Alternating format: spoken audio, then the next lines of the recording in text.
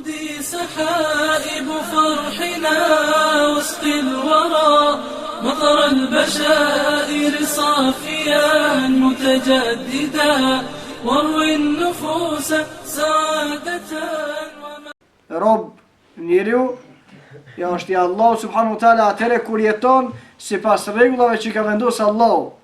Ti thot robi i Allahut. Dhe kushdo që jeton jo sipas rregullave të Allahut, ai automatikisht është rob i shejtanit.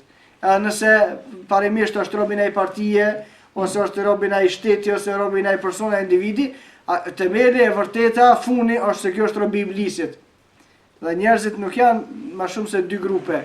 Ata cilët janë rob të Allahut dhe ata cilët janë rob të iblisit. Çdo kush që jeton, punon, beson edhe flet që shka thonë Allah në Kur'an dhe pejgamberi a.s. në hadith, ajo është rob i Allahut. E çdo kush që del për kësaj natë, çka dojnë t'jene ai mo, ajo është rob i iblisit, rob i shejtanit. Wa aleikum selam wa rahmatullah.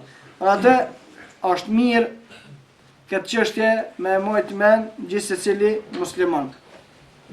Dhe gjani, njerëzit janë dy grupe.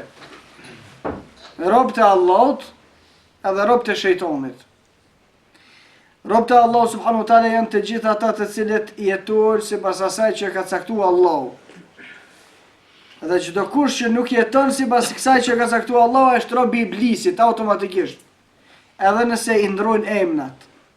Për shembull se nuk ka nevojë vllaznit me vetë vazhdimisht, a është komunizmi kufër, a është socializmi kufër, a është demokracia kufër, a është me punu këto kufër, a është ja kufër, nuk ka nevojë me bë këtë pyetje.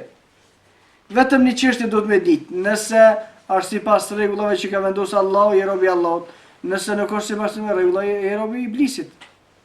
Ma emërtimet nuk qënë pesh mo.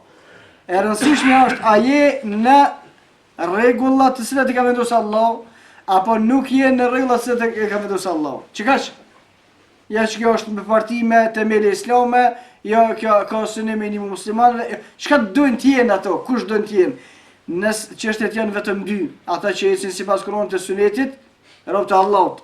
Ata që nuk ecin sipas Kuranit të Sunetit, rob të iblisit. Çish duhen të jenë ata? Kush duhen të jenë ata? Çish do emër që i vendosin ata vetes? Çish do që paraqiten para njerëzve?